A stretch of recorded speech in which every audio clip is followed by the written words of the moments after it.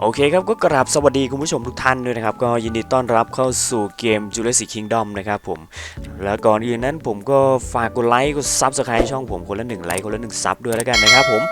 เรามาดูกันดีกว่าครับกับทุน 15,000 ของผมวันนี้จะได้สักเท่าไหร่นะครับ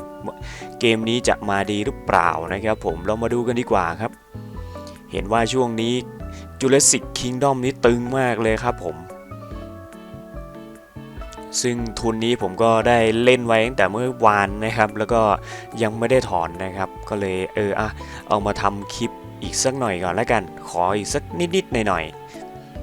ๆเรามาดูกันดีกว่าครับผมว่ามันจะตึงจริงหรือเปล่านะครับกับ Jurassic Kingdom นะครับผม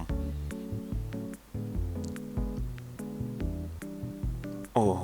โอ้โหมันมาแบบไหลลื่นซะเหลือเกิน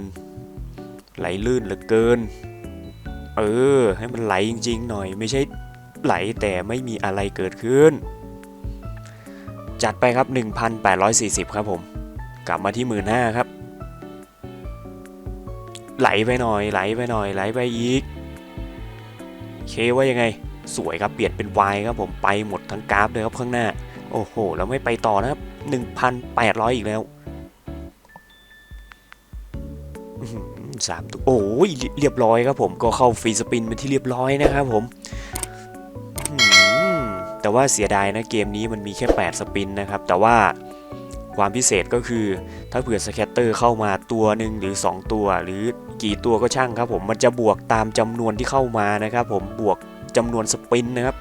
นี่อย่างนี้ครับผมบวกไปอีก2ครับไปครับไหลไปไหลไปโอ้โหขอไหลดีๆขอมาดีๆหน่อยบวกไปก่อนก็ได้ครับเก็บตัวคูณไป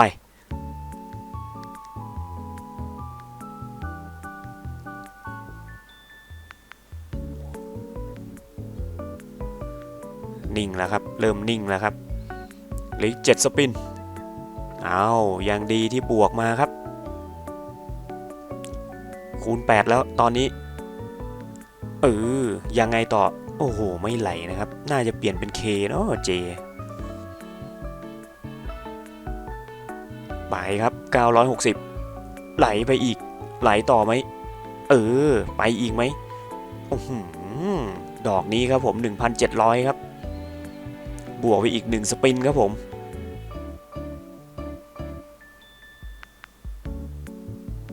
เหลืออีก5สปินครับกับคูณ11คูณ12แล้วโอ้โหแย่แล้ว20,000ถึงไหมเอา20,000ถึงไหมโอ้โหยังดีที่บวกมาครับคูณ15โอ้โห480อีกนิดเดียว20,000ยังดีครับมีบวกสปินมาช่วยคูณ17แล้วโว้ยมาสิ